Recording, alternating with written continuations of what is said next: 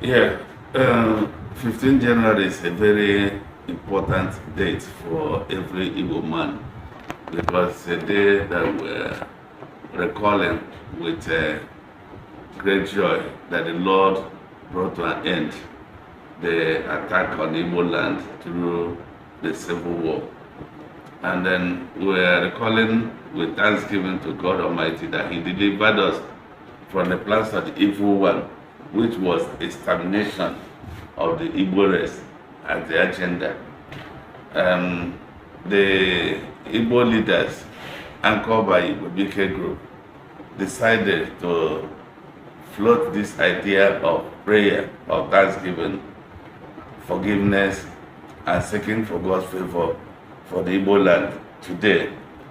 And it's beyond prayer. We call it celebration because we're celebrating those that laid their lives for the Igbo race.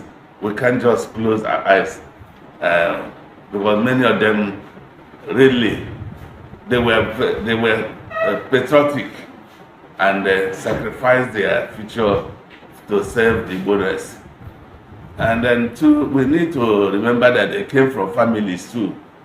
In future, we will organize a forum where members of the family will participate. And that's actually part of what we have done today in several churches and Christian groups here and there. We want it to be repeated every year. If we don't recall the past, we won't march forward for the present. You recall that even the federal government directed that history should be taught. So if you do remember what happened in the past, you can plan for the future. 15th January is very important to us as an Igbo man.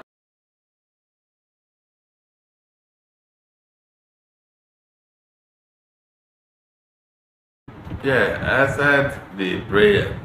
2025 is going to bring good fortune for the Igbo people as the Igbo is geared up towards projecting the Igbo nation in a good light by mobilizing our Igbo leaders here and there to take the cause of Igbo race effectively.